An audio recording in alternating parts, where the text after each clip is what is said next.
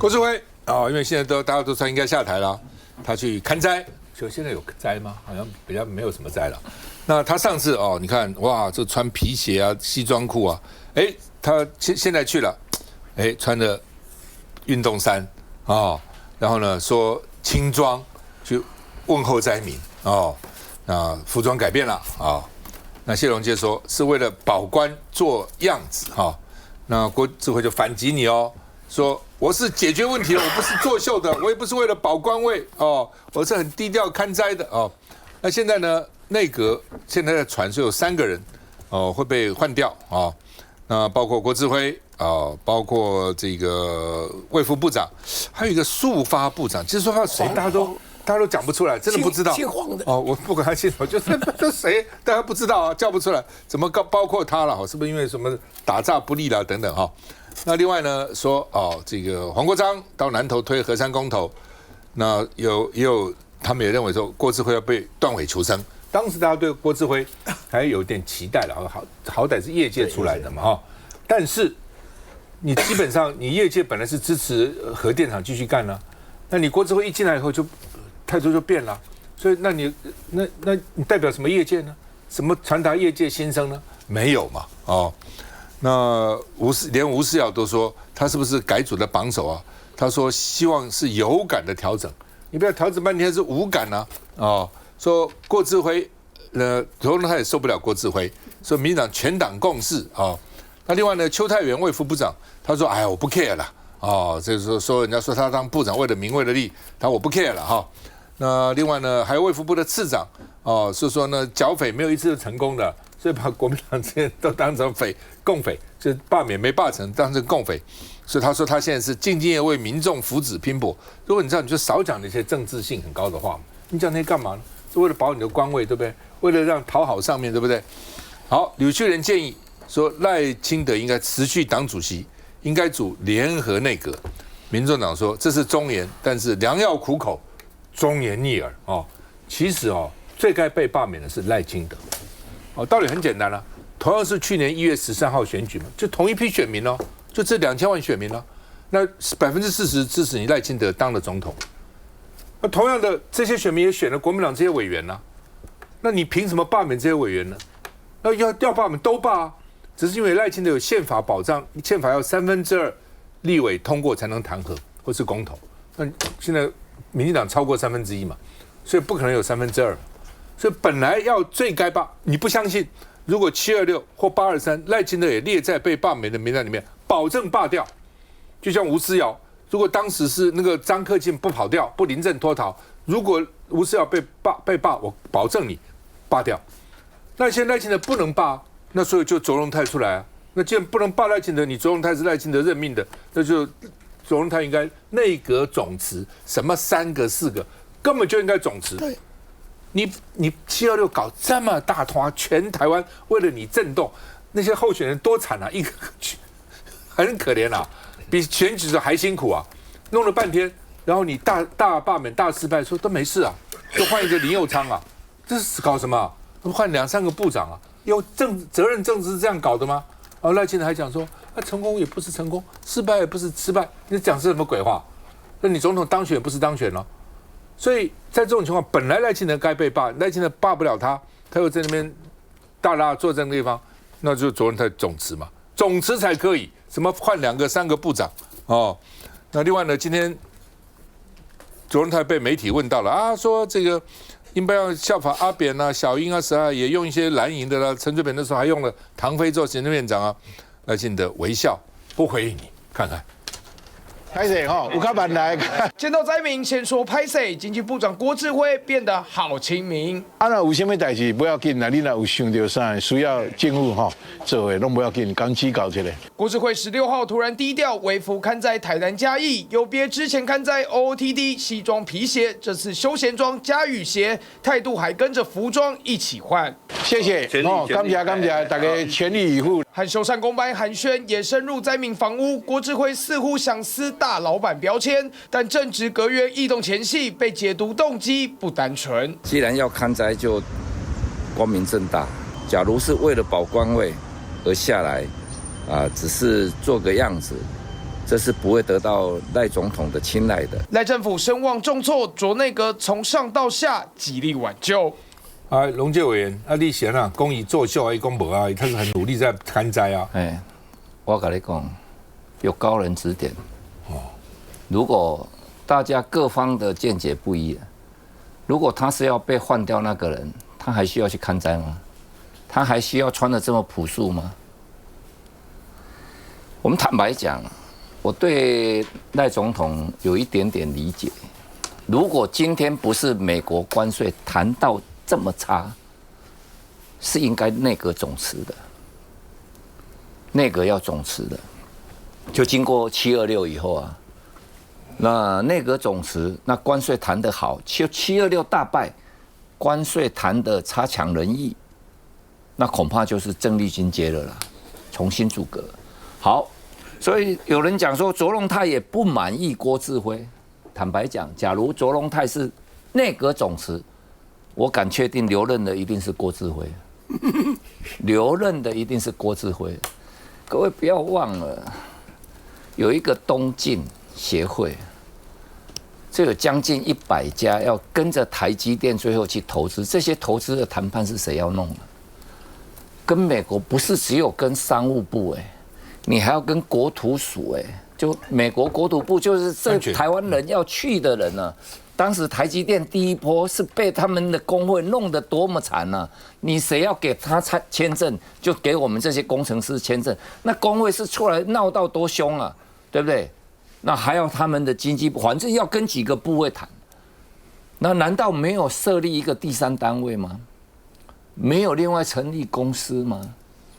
郭志辉的够水耶！你看，无你要用上来哇，3000亿、3500亿、4000亿，嘿好，讲到起来讲，那内行的看到讲，迄袂属于标准的不落价，你听有无？就是安尼啊。但他是为谁在做的？替上在做的。我讲伊是咧保官位，其实是真客气啊。那你看他如果像这种态度跟灾民讲话，是会得到温暖的。可是第一线在救灾负灾的是台南市政府啊。阮市政府就我下早个等7个多替因起这几间灾民转来。伊来给人感谢，你不要小看了，我们大家都以为很简单啊。各位，我跟你讲，救灾没那么容易。一间你看，那替数可能4、5万啊，5、6万、6、7万啊。我讲一间要20、30万、30、40万。那个找不刚哦。第一个，我们要从外地调啊，因为台南的工班全部都预约2个月到3个月了，所以一定要从外部来。那市政府呢？巧妇难为无米之炊的，所以我才讲郭部长，你手上有钱嘛，你就给嘛，你们没有办法执行的啦，一定要你经济部你去执行什么，一定是台南市这些人在执行，但是中央唯一做对了一件事，就是前进指挥手陈金德底下磨合，但是那个磨合进度太慢了啦，所以你可以从郭志辉对比谁？对比刘世芳，为什么没有看到刘世芳去看灾？刘世芳是灾防指挥官呢，为什么赖清德看灾不带刘世芳？为什么卓荣泰看灾也不带刘世芳？我跟你讲啦，我的看法了，刘世芳是第一个下课的，郭志辉还有得拼啊，要让他下来没那么，如果让他下来是那么容易，民进党内部那些人就不用讲话了。他们不用讲话就知道他会换下来，现在大概听到了说他可能会被留下来，所以大家开始出来个呛嘛。来看这个经济部长，这个我补充一下，他的后台是很硬他跟赖清德是同一个读书会的他也是他很重要的，这就是说他竞选经费或者在这个经济上很大的支出。他们有一票企业界的人，他跟赖清德关系是挂得很非常非常密的，所以是不是会下来真的画了一个问号。不过老讲，他真的已经非常不是人了啦。你看，这是这个风灾跟这个水跟这个豪雨淹水，治水是谁的责任？经济部管的啊，水利署啊，对不对？然后那个整个高关税是谁管的？经济部应该也是第一个，结果他都完全没有做好嘛。可是更重要，我觉得现在不是只有郭志辉一个人下台的问题。刚刚赵大哥说，你说什么要有感，对不对？你现在对哪个阁员有感？有恶感的一堆，对不对？哪一个是有好感？所以他整个应该内阁整个改组，特别是周荣泰，应该整个都要换掉的。我另外讲一个，刚刚一直有很多人在讲说要罢免这个赖总统。我认为啊，要罢免赖总统只有一个，明年年底就是利用改啊，叫赖清德赖总统的对决。只要台南在明年底的选举，台南民进党输掉，只要是谢龙介赢，那这个赖清德他的党主席一定要辞掉。如果他党主席除掉以后，我认为连2028连赖清德能不能连任都是一个很大的问号。所以明年底这个很重要。基本上啊，因为前一阵水灾啊，什么台风来，南部受灾很惨烈，但是电视上看不太到。他们把灾情都盖掉了。对，后来龙基这边有反应嘛，后来我也跟 TVBS 董事长讲，新闻部讲，我说后壁白河那个地方啊，七股对不对？我看一下七股啊，然后呢，这个后壁地区很严重嘛，所以我也特别我说你们 TVBS 应该经常去拍。后来我果然他没有出来拍，你要反映灾情，大家才会注意嘛，否则掩盖在那个地方，没有人知道你在搞什么鬼啊。没有报跟有报差多少？差很多。台南市政府的社会局的善款哦。就第一个礼拜各媒体1500则的新闻，大概只报了40到50则。第二个礼拜又开始报了以后，台南市的善款从第一个礼拜的2000万呢，暴增到1亿多，就大家觉得原来是那么严重啊！我一都没钱，能这代志耶？汉庭，这个民进党民生冰封，罢免往前冲，赖清德声望狂风，改组内阁想对冲，终究落空，没路用。没路用，所以民进党的失败岂止在内阁呢？经济部长郭志辉，还有卫福部长邱泰源、抒发部长黄彦南，现在是被点名可能下台。庄瑞雄今天参加活动的时候，他说只有陈俊记会留任。那就表示前面3个通通都不在了。好，那当然郭志辉只是因为发言比较讲垃圾话。好，郭志辉到目前也还没回答我，到底关税公布当天他是不是快乐了3小时？那还要经济部告我。那现在又不吭声了，那经济部要不要来赔偿我的声誉啊？所以我看了一下整个民进党的内阁阁员，我觉得每个都该下台啊！没当过兵的国防部长，没在外交体系的外交部长，不懂交通的交通部长，一心想着台湾国的内政部长，搞文化台独补助大支的文化部长，处罚欧桂芝老师，明确禁止两岸教育交流的教育部长，搞司法迫害，说出我们禁检的法务部长，还有说出我们党团禁止查弊案的国发会主委，才执政1年多，就罄竹难书，拙法难数。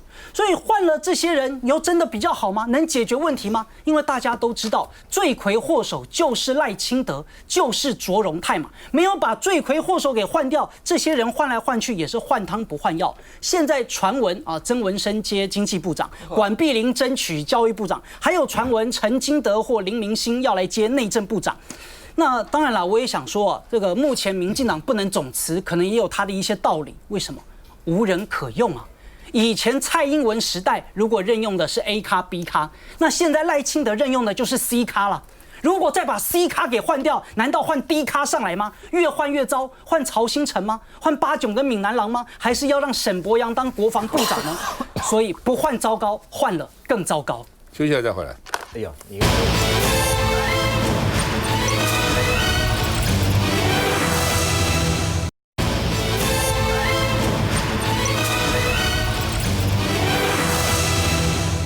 童子贤跟庄瑞雄辩论和尚要不要延役，他跟庄瑞雄说：“你要做一等公民啊！”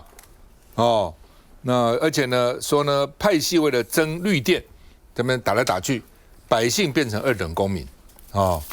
那然后呢，这个黄国昌说一句话就把绿营的丑陋的嘴脸都讲清楚了。你们为了核电延役没有什么利润啊，核电延役就延了，有什么利润啊？对不对？全世界做核电就2家。一家叫做西屋，一家叫做这个通用哦。西屋如果做核发电厂，什么输配电就是其他就是让这个西屋。如果西屋做的核能，那其他就是这个通用，没有什么利润可言了。光电抢成一塌糊涂啊！那谢龙介在台南，你看那个余温，这个鱼死电生啊，哪有什么鱼电共生哦？那所以国民党说，民进党为了闯绿电大饼，官商勾结，真的瘦了台电，肥了绿油油，真的是这样啊哈。那另外呢，这个庄荣雄说，核废料放到天母，你搞不好就反抗了，那就是讲些废话嘛。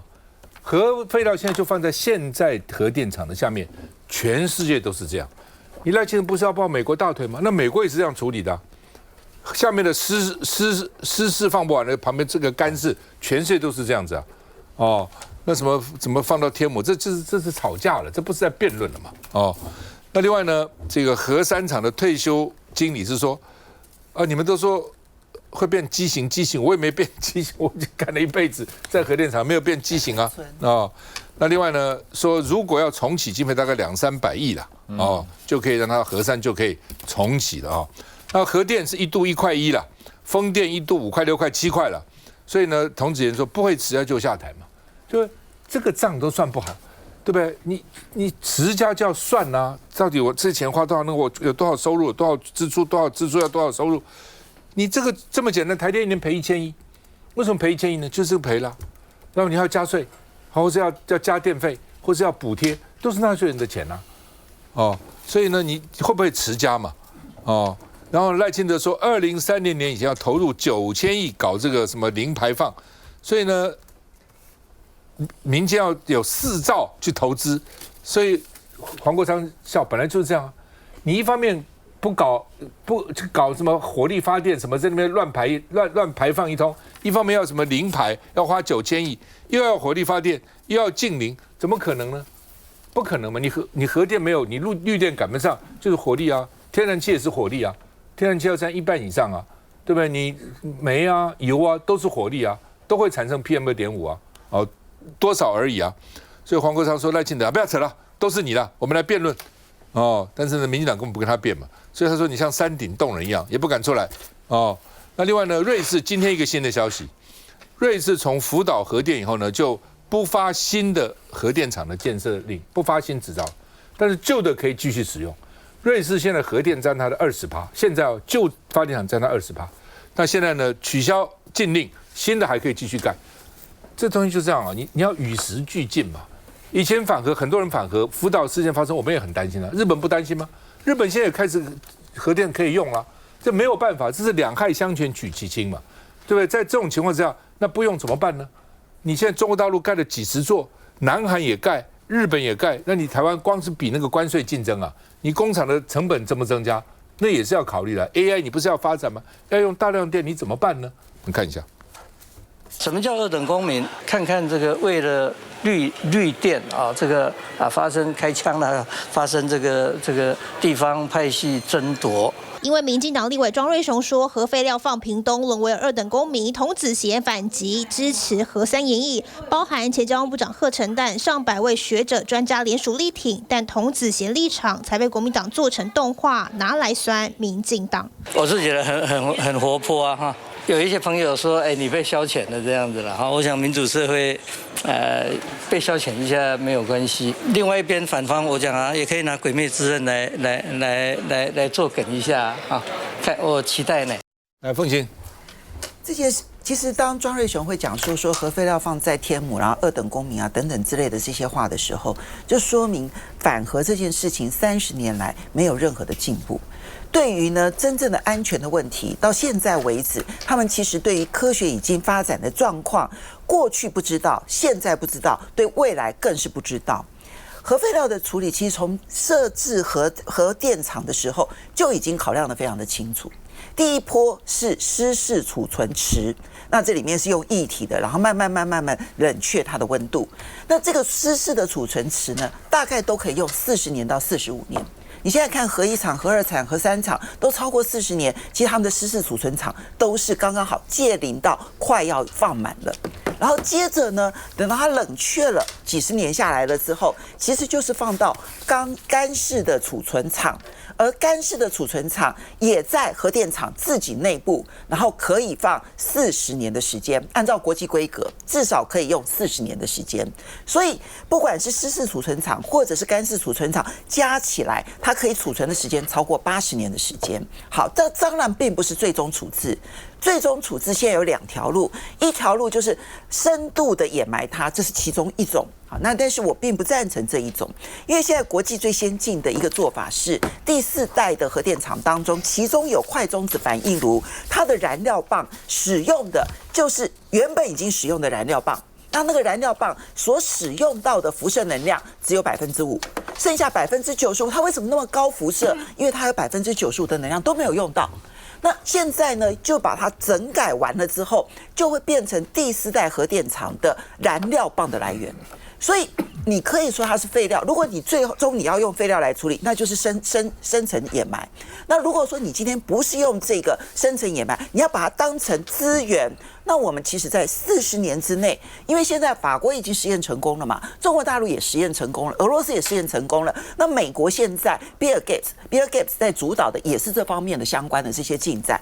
那40年的时间让他们实验成功了之后，其实它就是资源，它就不是废料。那这些都是国际上面已经在进展的东西，可是装睡的人叫不醒，而且呢，无知的人他就会永远的叫嚣，这就是庄瑞雄所呈现的一个心态：科学、理性、务实。因为现在这件事情迫在眉梢是：第一，我们缺电；第二，我们现在看到的是光电这个上山下海，海上也是光电板，污染了我们的海边，然后山上把山整个挖平了、秃了。像大树，高雄大树秃了，上山下海，然后去搞光电的结果是我们的电费越来越贵，可是台电越来越亏，可是绿油油赚得越来越饱，而我们越来越缺电。那美丽小小多山的国家，上面都是光电板。来，季凯，你们发起的啊？你们发起的核三研议嘛？核三研这个党团刚说提案的时候，是由我代表民众党团上去做提案说明了。那赖委你应该有印象，每次我上去讲，他们就说啊，核废料就放张启凯家了。结果后来你看多少人出来讲，他说第一个核废料在全世界都放在刚邵大哥讲了嘛，你什么地方用的，像我们的核一厂，你现在的核废料就是放在核一厂，核二厂就放在核二厂，核三厂我去年实地去考察，他们还跟我讲，它的湿式储存槽还可以再用4年。就是你如果没把它停掉，它湿存的还可以用4年。那核一厂这个已经有干式储存槽，它可以再放40年。那更重要的，这个核废料多安全，大家知道吗？那它经过一定的这个处理，像类似一个燃料棒，然后外面把它包起来之后，放在一个这个桶子里面。桶子里面他们用那个测试是用车子去撞，用那个火箭筒去打，大家都可以 Google 上网去看那个，它是非常非常安全的。所以现在庄瑞雄是每次完全违反那个理性务实科学，包括他讲，一共放在屏东变2等公民，拜托你，他在恒春那边旁边那个4个那个乡镇市都争取，我去的时候他们都争取啊，对，没错，我实地去跟他们聊，他那一天是什么那些乡镇长都来，代表都来，里长都来，村里长都来，他们都说我们希望可以继续可以沿用，那沿用最主要原因是什么？他们说相处了40几年很好啊。不是只有什么郭市会讲什么回馈金，他们就在那边，他们觉得它是安全的嘛，所以人家才愿意这样子嘛。好，那另外我再讲一个，就业也提高了，那附近就业率啊，就业率也提高嘛。然后我讲民进党现在继续造谣是什么？他们现在这几天在造谣是说，那个太老旧40年，我跟他讲，美国目前有94座的核电的这个反应炉，你想想不？94座有89座都是超过40年的。他们把它延到60年，甚至也就延到80年。日本也是，日本都现在已经研究的，从40年延长到60年，所以40年不是问题。我们本来这一次如果经过整个安全检查完之后，我们整个重启，我们就可以再用20年。那另外刚才讲了，很划算啊。重启我们已经算过了，核三厂，因为它第一个它很安全，那去年刚刚整个到税修过。第二个它多少钱就可以重新开始300亿。那大家就会去看。在台电的官网上面，他讲核三厂之前1年赚多少钱？超过300亿。你只要把1年赚的钱拿来，它就可以重新启动了。那你可以用20年，可以再赚6000亿哎。结果民进党现在最让人家生气的是什么？我刚刚讲这个很严重的，为什么同时间讲这么重的话？你把本来1000亿的核1、核2、核3都停掉之后，然后我的成本往上了，对不对？然后空气又变糟了，对不对？我让我们的产业跟工业又受影响的同时，现在代替的是什么？天然气之外，光电板很多。赵大哥讲了，海也光电板，山也光电板，余温也是光电板。这一次台风的时候，我们屏东的那个光电板是飘啊飘到那个澎湖去，然后我嘉义的，我讲个故事给他听。